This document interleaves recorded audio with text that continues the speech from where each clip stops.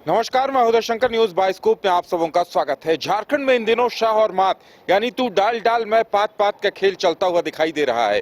एक दिन पहले कैबिनेट सेक्रेटरी ईडी से पूछती हैं कि अधिकारियों को क्यों बुलाया जा रहा है, पहले हमें बताइए, तो दूसरे ही दिन ईडी सीएम हेमंत सोरेन को ही 8वां सम्मन जारी करता है और साथ में पत्र लिखता है कि आपको 4 दिनों का वक्त दिया जा रहा है, आप पूछताछ के लिए हाजिर हो जाएं। ज्यादा जानकारी के लिए इस वक्त मदन हमारे साथ मौजूद हैं। मदन, जिस तरह से कहा जा सकता है कि यहाँ तू डाल डाल मैं पात पात वाली कहावत चरितार्थ होती हुई दिखाई दे रही है। बिल्कुल इसको आप इसी रूप में देख सकते हैं, क्योंकि जिस तरह से 7वां सम्मन मिला मुख्यमंत्री हेमंत सोरेन को और उनसे ये कहा गया कि आप जगह बताएं, समय बताएं, हम आपसे पूछताछ के लिए आएंगे, उसके बावजूद भी कोई जवाब नहीं मिला। एक लिखित जवाब जो है भेज दिया गया। उससे असंतुष्ट दिखकर ईडी ने फिर से एक पत्र लिखा और ये स्पष्ट रूप से पूछा कि जब आपको समन मिला तो आप क्यों नहीं पूछताछ के लिए पहुंच रहे हैं, ये कारण बताएं। इसके साथ ही उन्होंने एक समय सीमा दिया है कि भाई आप इस समय तक जो है पूछताछ के लिए बताएं, हम खुद आकर के पूछताछ करेंगे।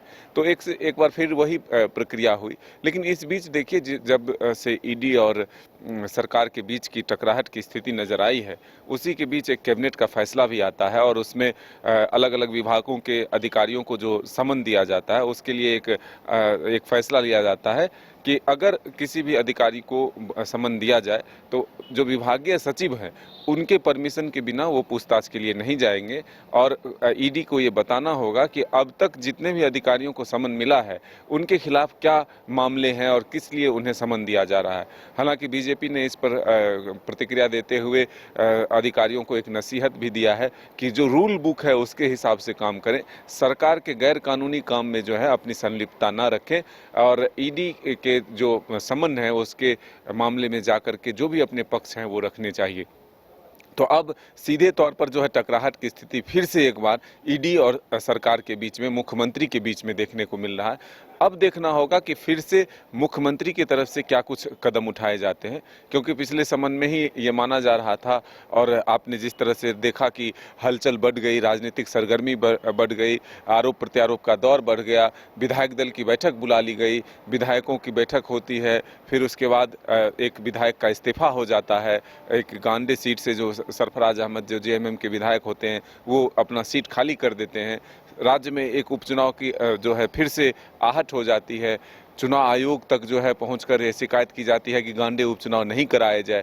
जेएमएम के प्रतिनिधि मंडल मुख्य निर्वाचन पदाधिकारी के पास पहुंचते हैं कि जो संविधान का प्रावधान है उसके तहत जो है कोई भी सीट अगर खाली होता है तो 6 महीने के भीतर जो है वहाँ चुनाव होने चाहिए।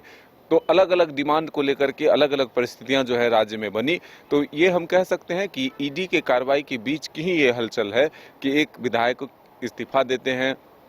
खबर ये आती है कि उस सीट से जो है मुख्यमंत्री की पत्नी कल्पना सोरेन को चुनाव लड़वाया जा सकता है, मुख्यमंत्री त्यागपत्र दे सकते हैं, फिर कल्पना सोरेन को मुख्यमंत्री का पद भार संभालने के लिए जो है उन्हें मुख्यमंत्री का शपथ दिलाया जा सकता है।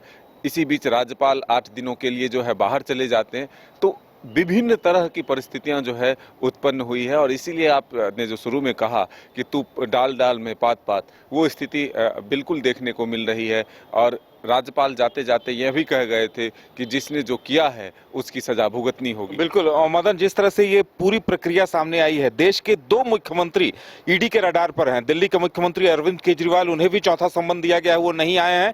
हेमंत सोरेन यहाँ रडार पर हैं और अब लगता है कि ईडी अब विधि विशेषज्ञों से या फिर सीधे कोर्ट मूव करेगी और जो तथ्य हैं उन्हें रखने का काम करेगी। बहरहाल ये अभी कयास है, लेकिन विपक्ष ने तो करारा हमला बोला है। निशिकांत दुबे ने भी ट्वीट किया है। बिल्कुल, देखिए यही है कि आरोप प्रत्यारोप का दौर इस बीच लगातार जारी रहता है। निशिकांत दुबे जो हैं ट्वीट करते रहते हैं, लेकिन एक ठोस जो कदम है वो ईडी के तरफ से भी कब उठाया जाता है, ये देखने वाली बात है, या फिर मुख्यमंत्री हेमंत सोरेन की तरफ से इस लेटर और साथ ही उसे आप समन भी कह सकते हैं, तो उस लेटर के जवाब में क्या कुछ कहा जाता है या फिर जो वक्त है उसके हिसाब से वो पूछताछ के लिए समय कहाँ मुकर्रर करते हैं, ये आने वाला वक्त बताएगा। लेकिन ये आप कह सकते हैं कि राज्य में सहमत का खेल जो है फिलहाल ईडी और मुख्यमंत्री के बीच जारी है। अब कानूनी की सलाह के बाद क्या कुछ निर्णय लिए जाते हैं, यह आने वाला वक्त बताएगा। बिल्कुल, तो ईडी और राज्य सरकार के बीच जो ये टकराव का दौर है ये अब अपने चरम पर आ चुका है और यहां से इसकी परिणति जल्द होने वाली है। ईडी ने भी 4 दिनों का वक्त दिया है। अब इंतजार इस बात का होगा कि अगर सीएम नहीं जाते हैं तो ईडी एक्शन क्या लेती है। फिलहाल हमारे साथ इतना ही, हमें दीजिए इजाजत और आप देखते रहिए न्यूज़ बाइस्कोप। नमस्कार।